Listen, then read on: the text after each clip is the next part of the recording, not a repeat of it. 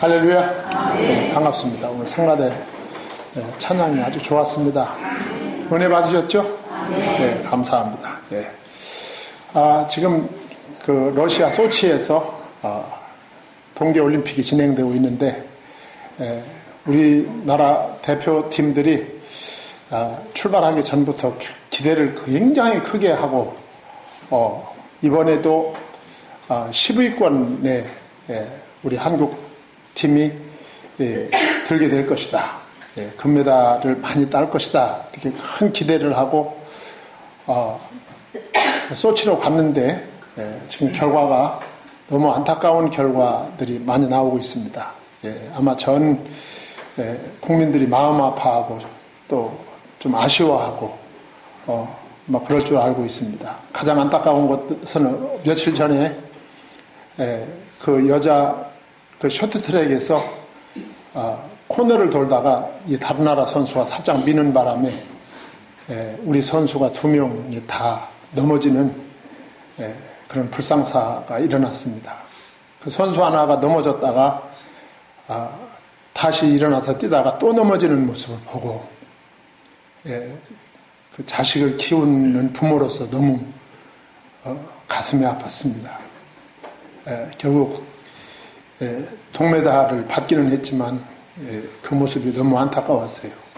그 선수들이 지나간 4년 동안을 이번 대회를 놓고 그 젊은이들이 놀러 가지도 못하고 그 체육관에서 빙상장에서 4년 내내 진땀을 흘려 그날 그 대회를 위해서 준비를 했는데 넘어졌어요. 넘어져서 지난 4년 동안의 연습이 한순간에 수포로 돌아갔다. 인간의 역사 속에는 이런 아픔들이 있습니다. 그 선수들이나 대한민국 국민들이나 열심히 준비한 선수들이 경기장에서 그렇게 넘어지는 아픔을 겪으리라고는 아무도 예상치 못했어요. 전혀 바라지도 않고 예상치도 않았던 그런 아픔들이 우리의 삶의 현실 속에서 우리들을 괴롭히고 우리들을 아프게 하는 그런 경우들을 얼마든지 볼 수가 있습니다. 이스라엘 백성들이 430년 동안 종살이를 하고 어린 양의 피가 문설주 좌우 인방에 뿌려지던 날 해방을 받았습니다. 해방을 받고 광야로 나올 때 이제는 됐다. 그리 생각했을 거 아닙니까? 이제는 됐다. 우리는 더 이상 강제 노동에 시달리지 않아도 된다. 우리는 더 이상 비동과 람셋과 같은 그런 신도시를 우리의 맨손으로 벽돌을 찍어 맨손으로 도시를 건설하는 이 아픔을 겪지 않아도 이제 됐다. 이제 우리는 살았다. 이제 우리는 승리했고 우리는 성공했다. 그러고 나왔을 거 아닙니까? 광야에. 그런데 이스라엘 백성들이 광야에 나왔을 때 새로운 문제가 기다리고 있었습니다. 수르 광야에 이르렀을 때 3일 동안 물을 마실 수가 없었습니다. 전혀 예상 밖의 일입니다. 해방만 받으면 우리가 모든 것이 다 될 줄 알았어요. 자유만 얻으면 모든 문제가 다 해결될 것이 아닌가. 그런 꿈과 그런 기대를 가지고 있었죠. 오늘날 우리들도 마찬가지입니다. 군에 가 있는 아들들, 부모나 본인들, 제대만 하면 될 것이다. 학교에 입학만 하면, 학교에 졸업만 하면, 입사만 하면, 결혼만 하면, 자식들 순산만 하면 다 될 거로 생각을 합니다. 그러나 그 이후에는 정말로 아픈 복병들이 기다리고 있는 것이 우리 인생들의 문제입니다. 이스라엘 백성들이 애굽에서 나와가지고 광야를 여행할 때 3일 길을 가는 동안 물을 마시지 못했다. 그 3일 만에 마라에 도착했는데 샘물을 발견했다. 백성들이 너무너무 좋아서 그 물을 마시려고 했더니 사람이 마실 수 없는 쓴 물이었다는 것이죠. 예. 그런데 그 쓴 물이 하나님의 명령 따라 마실 수 있는 단물로 바뀌게 되었다. 이 사건 이후에 하나님이 뭐라고 말씀하셨느냐 하면 나는 너희를 치료하는 여호와임이니라 그랬어요. 하나님은 치료자이시고 인간은 치료가 필요한 존재다 라고 하는 것을 이 사건을 통해서 보여주는 거예요. 먼저 22절에서부터 25절까지 보면 지금 제가 잠깐 언급했지만 인생은 고통임을 보여줍니다. 우리가 이 육신을 가지고 몸을 가지고 사는 인생은 어떤 환경에 처하든지 100% 좋은 것만 있는 것은 아니다. 제가 금방 말씀드렸듯이 해방의 흥분, 그 해방의 기쁨이 사라지기도 전에 수르 광야에서 물이 없어 고통을 당합니다. 모세가 홍해에서 이스라엘을 인도하며 그들이 나와서 수르 광야로 들어가서 거기서 사흘 길을 걸었으나 물을 얻지 못하고 그랬어요. 이 수르 광야는 지금 수에즈 운하 북쪽 시나이 반도를 이 수르 광야라고 그 당시에 불렀습니다. 네. 이 물 문제는 이스라엘 백성들이 40년 동안 그 광야를 여행하는 내내 그들의 마음에 시련을 갖다 줬습니다. 여러분, 광야는 사막을 가리킵니다. 사막의 특징은 물이 없다는 것입니다. 사막에 물이 있으면 그건 이미 사막이 아닙니다. 이 사막에서 이스라엘 백성들이 40년을 살게 하셨다. 물이 없고 물이 부족한 그 사막에서 이스라엘 백성들을 우리 하나님께서 왜 40년을 시련을 겪으며 살도록 하셨을까? 여기에 아주 중대한 메시지가 있어요. 그 메시지가 뭐냐 하면 예수 그리스도가 없는 세상은 마치 물 없는 사막과 같다. 그걸 보여주는 거예요. 이 세상이 자랑하는 거 많이 있습니다. 이 세상은 문명을 자랑하고 지식을 자랑하고 역사를 자랑합니다. 네. 사막에는 물 말고도 많은 것이 있어요. 사막에는 뜨거운 태양빛이 있습니다.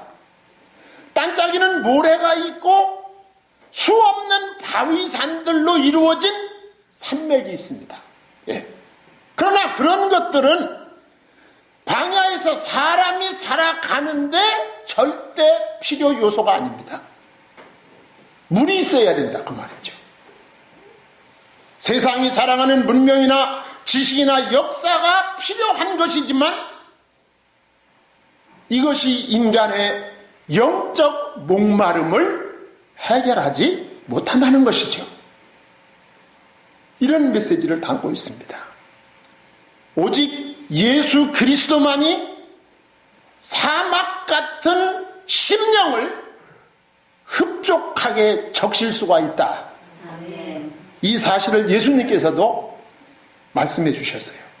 요한복음 7장 37절 38절에 명절 끝날 곧 큰 날에 예수께서 서서 외쳐 이르시되 누구든지 목마르거든 내게로 와서 마시라. 나를 믿는 자는 성경에 이른과 같이 그 배에서 생수의 강이 흘러나오리라 하시니 그랬어요. 광야 같은 세상에서 문명과 지식과 역사가 해결하지 못하는 영적 목마름은 오직 생명의 물이 되시는 예수 그리스도만이 해결할 수 있다. 보여주는 것이죠. 그래서 우리는 이 생명의 시냇물이 되시는 말씀, 그리고 그 말씀이 육신이 되신 예수님을 갈망하셔야 됩니다. 어떻게 갈망해야 되느냐 하면 시편 42편 1절과 같이 하나님이여 사슴이 시냇물을 찾기에 갈급한 같이 내 영혼이 주를 찾기에 갈급하나이다. 이렇게 갈급해야 된다. 수르 광야에서 물이 없어 고통당하는 이스라엘 백성들이 여행을 계속합니다. 마라에 도착했어요. 아까 제가 잠깐 언급했듯이 22절에 보면 마라에 이르렀더니 그곳 물이 써서 마시지 못하겠으므로 그 이름을 마라라 하였더라 그랬어요. 자, 마라에 이르렀는데 물이 솟아나는 샘물을 발견하게 되었다. 여러분, 3일 동안 물을 마시지 못한 사람들에게 이 생수가 솟구치는 샘물을 발견했을 때 얼마나 반가웠겠습니까? 예. 너무너무 반가워서 그 물을 마시려고 했더니 마실 수 없는 물이었어요. 마시면 안 되는 물이었다 그 말이죠. 그 쓴 물은 인간의 목마름을 해결할 수 없는 물이었어요. 네. 우리가 이 땅에 사는 동안에 내가 원하지 않지만 정말 답답한 문제가 우리 앞에 산적해 있어요. 우리가 겉으로 나타나 보이지 않아서 그렇지 개인마다 가정마다 본인의 힘으로 해결할 수 없는 마라가 있다 그 말이에요. 본인의 힘으로 해결할 수 없어요. 네. 이런 마라가 개인마다 가정마다 다 가지고 있는 아픔들입니다. 기도 제목이죠. 기도 제목. 이 마라가 있어요. 우리가 이 마라를 만났을 때 우리가 정말 정신 차려야 된다. 이 마라를 만났을 때 자칫 발을 잘못 들여 놓으면 더 큰 낭패를 당할 수 있다. 마라를 만났을 때 주님을 붙잡아야 돼. 우리가 룻기 구약성경 룻기서에 가보면 룻이라는 며느리가 나오고 나오미라는 시어머니가 나오고 그러죠. 네. 이 룻이라는 여자가 자기 남편과 함께 두 아들과 함께 베들레헴에서 살고 있었어요. 언약의 후손이란 말이죠. 언약의 후손. 예수 그리스도가 탄생하실 그 베들레헴에 살다가 베들레헴에 큰 흉년이 왔습니다. 살 수가 없는 거예요. 옛날에는 우리나라도 흉년이 들면 좀 먹고 살기 편한 대로 이주를 했어요. 식구가 다 흉년을 피해서 농사가 되는 곳을 향하여 이주를 한 것을 볼 수가 있어요. 지금 중국에도 연변이나 흑룡강이나 저쪽 중앙아시아 쪽에서 사는 러시아 쪽에 사는 그 조선인들이 바로 옛날 지금부터 한 100여 년 전에 한국에서 그쪽으로 이주해 가신 분들이에요. 한국이 살기가 너무 어려우니까 이 나오미도 베들레헴에서 살 수가 없는 거예요. 그래가지고 이주를 합니다. 어디로 내려가느냐 하면 모압 땅으로 내려가요. 모압 땅으로. 예. 이방 땅으로 내려가는 거예요. 하나님의 언약 백성이 언약의 땅을 버리고 흉년을 피하여 모압 땅으로 내려갔다. 모압에 내려가서 몇 년을 사느냐? 한 10년 정도 삽니다.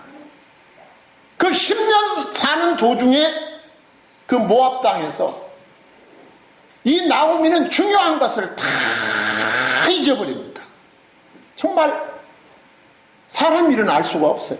예. 우리 앞에 5분 후에 일어날 일도 할 수가 없는 게 인간의 일이란 말이죠. 모압 땅에 흉년을 피해서 좀 잘 살아보려고, 잘 먹어보려고 이방 땅 모압으로 내려갔는데, 모압 땅에 갔더니 자기 남편 갑자기 건강이 안 좋아지는 거예요. 그냥 시들시들하더니 남편이 죽어요. 남편이 죽고 나니까 아들이 또 시들시들하더니 또 죽어요. 또 두 번째 아들이 시들시들하더니 또 죽는 거예요. 결국 모압 땅에 가서 10년을 사는 도중에 남편과 두 아들을 잃고 본인과 두 며느리, 세 과부만 남게 되었다. 성경 그렇게 기록하고 있죠. 이 나오미는 두 자부를 앉혀놓고 이제 네 남편들을 다 죽었잖냐. 내가 너희들을 책임질 수 없으니까 본가로 돌아가든지 재가를 하든지 너희들 마음대로 해라 그랬죠. 그 중에 오르바라는 며느리는 시어머니 말을 듣고 그렇게 실천을 해서 돌아갑니다.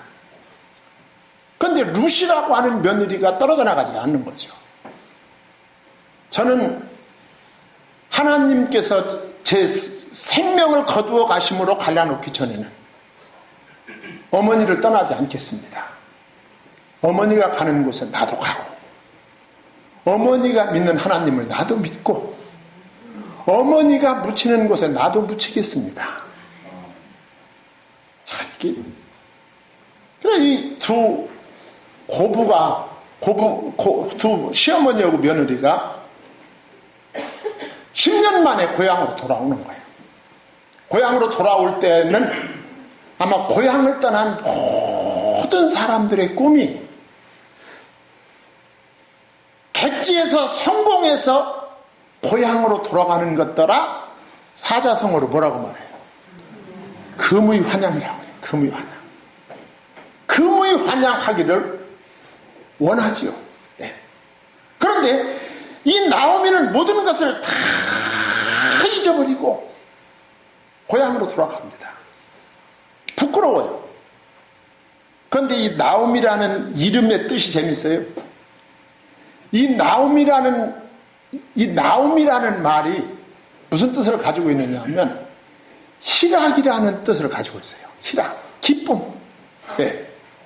그러니까 나오미가 고향 베들레헴에 돌아왔는데 고향 사람들 앞에서 자기 이름도 부담이 되는 거야. 이름도. 너무 크게 실패해가지고 돌아왔기 때문에 이름도 부담이 돼. 자기 이름도. 그래서 룻기 1장 20절에 보면 자기 고향에 돌아와서 고향 사람들한테 여러분 내 이름을 나오미라 부르지 말고 내 이름을 마라라 불러주시기 바랍니다. 그랬어요. 마라라는 말이 거기 또 나와요. 마라. 쓴 우물이라 쓴 맛이다. 그렇게 불러주시기를 바랍니다. 라고 부탁합니다. 우리에게 말할 수 없는 마라가 우리를 괴롭히고 있어요. 모압으로 내려가면 안 됩니다. 주님 안에 있어야 된다. 이 쓴물 사건이 주는 아주 중대한 메시지가 24절로 25절 상반절에 나옵니다. 여기 보면은 세 주체가 등장을 합니다.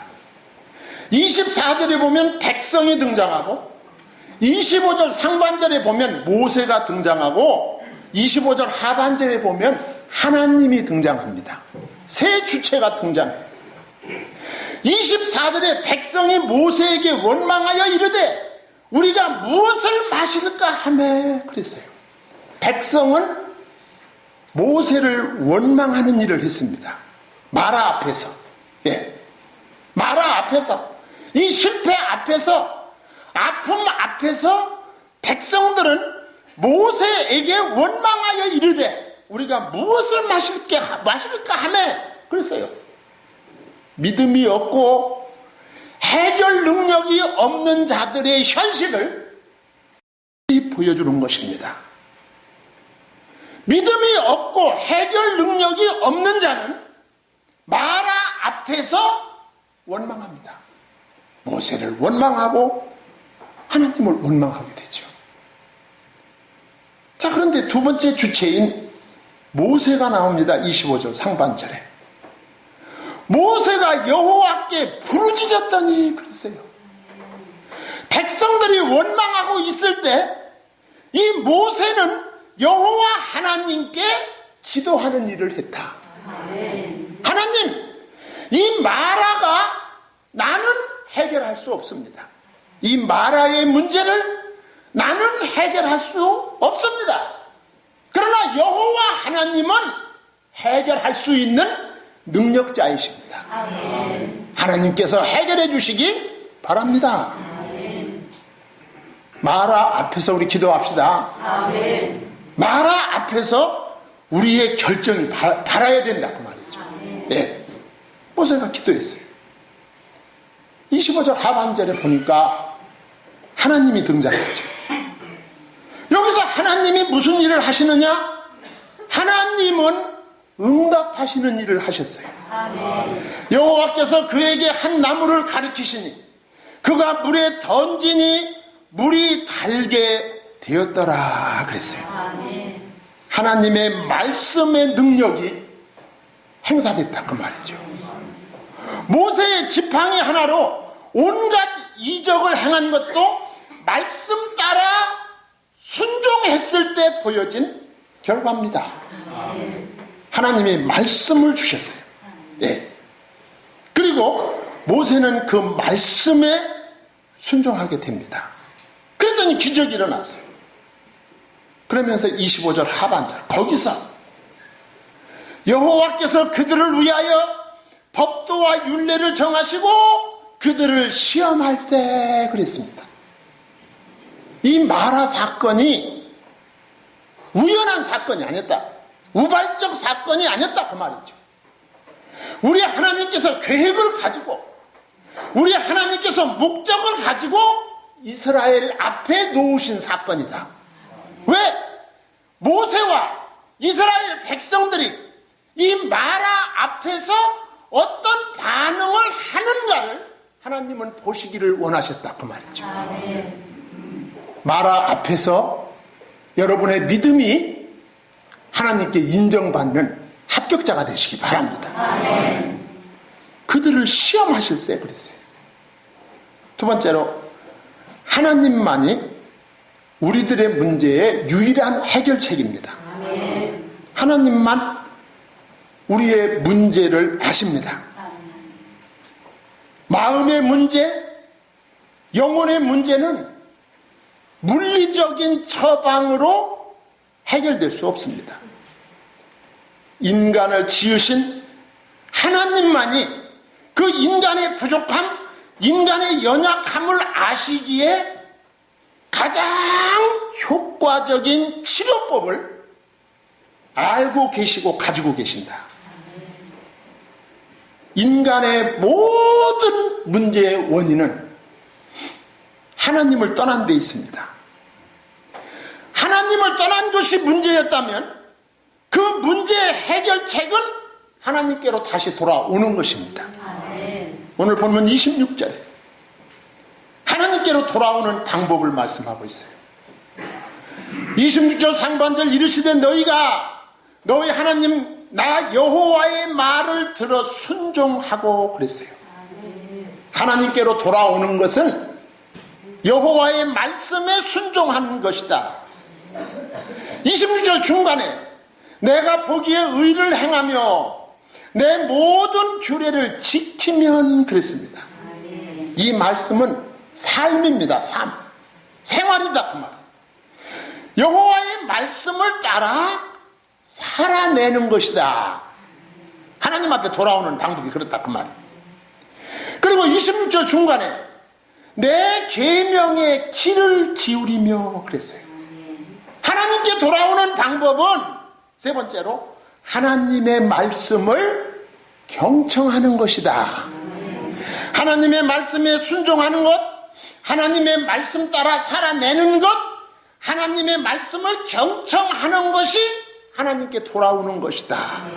이것은 한마디로 말하면 말씀이 육신이 되어 이 땅에 오셔서 죄와 저주와 사망에 빠진 인류를 구원하기 위해서, 나를 구원하기 위해서, 내가 받을 죄와 저주와 사망을 짊어지고 내가 못 박혀 심판받을 그 십자가에 못 박혀 대신 피 흘려주신 예수 그리스도를 믿으며 그를 따라 사는 것이 하나님께 돌아가는 것이다. 보여주는 26절 말씀. 예. 자, 이렇게 하면 내가 애굽의 질병을 너희들에게 내리지 않을 것이다 그랬어요. 애굽의 질병. 너희들이 내게 돌아오면 애굽의 질병을 너희들에게 내리지 않을 것이다.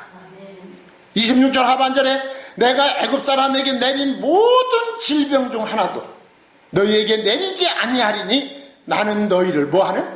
치료하는 여호와임이라. 하나님은 하실 수 있습니다. 여러분의 말화를 하나님만 해결할 수 있어요. 말라기 4장 2절에 내 이름을 경외하는 너희에게는 공의로운 해가 떠올라서 치료하는 광선을 비추리니 너희가 나가서 외양간에서 나온 송아지같이 뛰리라. 하나님께서 나오는 치료하는 광선이 예수 그리스도입니다.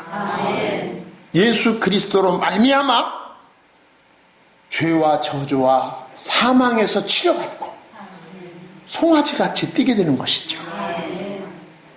하나님께서는 인간이 안고 있는 근심이나 걱정이나 질병 그리고 죄와 죽음에 대한 영육간의 그리고 현생과 내생의 모든 문제를 예수 그리스도 안에서 해결할 수 있는 능력자이십니다. 하나님이 하실 수 있다. 그러면서 마지막으로 27절에 아주 중대한 메시지가 나옵니다. 이 마라를 지났는데 오아시스가 기다리고 있었어요. 오아시스가. 네. 마라를 지났는데 오아시스. 그들이 엘림에 이르니 그랬어요. 거기에 물샘 열둘과 종려나무 70그루가 있는지라. 거기서 그들이 그 물 곁에 장막을 치니라 그랬어요. 참 물샘 12, 종려나무 70그루 의미가 있어요. 12은 구약에서 12은 12지파, 70은 70장로 구약에서, 12은 신약에서 12제자, 70은 누가복음 10장에 나오는 70전도자. 70전도자를 둘씩 짝지워서 전도에 내보냈더니 전도하고 돌아와서 보고합니다. 예수님께. 선생님, 우리가 나가서 전도할 때 주 예수님의 이름으로 선포했더니 귀신이 순종하더이다 그랬어요. 그랬더니 예수님이 하신 말씀이 귀신이 순종하는 것을 기뻐하지 말고 내 이름이 하나님의 생명책에 기록된 것을 기뻐하라. 말씀하셨어요. 이 70의 의미, 12의 의미, 구약 성경에는 애굽에 내려갈 때 야곱의 가족이 몇 명? 70명. 아까 말씀드린 이스라엘 장로가 70명. 기드온의 아들들이 70명이었어요. 아비멜렉이 자기 형제 70인을 자기 왕권을 유지하기 위해서 살해를 합니다. 베세메스로 가는 벽궤를 범하다가 저주받아 죽은 사람이 70. 하여간 12, 70 이것은 신구약을 넘나들면서 의미 있는 숫자입니다. 자, 예수님의 12제자와 70인 전도자가 전한 것이 뭡니까? 생명의 물이 되시는 예수 그리스도입니다. 요한복음 4장 13, 14절에 이 물을 마시는 자마다 다시 목마르려니와 내가 주는 물을 마시는 자는 영원히 목마르지 아니하리니 내가 주는 물은 그 속에서 영생하도록 솟아나는 샘물이 되리라 그랬어요. 예수 그리스도를 영접할 때 우리의 영혼이 만족해집니다. 예수 그리스도는 끝입니다. 더 이상 없어요. 만족이다. 그리스도인은 어떻게 됩니까? 마라의 쓴물을 통과한 자가 어디에 갈 수 있어요? 엘림에 도착할 수 있다. 자기를 부인하고 자기 십자가를 지고 예수 그리스도를 믿고 따른 자가 엘림, 하나님의 나라에 도착할 수 있는, 도착할 수 있어요. 하나님은 마라의 쓴맛을 통해서 자기 백성을 기르십니다. 자기 백성을 양육하신다 그 말이죠. 성도 여러분, 마라를 보고 낙심하지 않으시기 바랍니다. 마라를 통과한 자가 엘림에 도착할 수 있다. 마라를 만난 그리스도인도 항상 희망입니다. 로마서 5장 33절 4절 다만 이뿐 아니라 우리가 환난 중에도 즐거워하나니 이는 환난은 인내를, 인내는 연단을, 연단은 소망을 이루는 줄 알미라. 기도하겠습니다.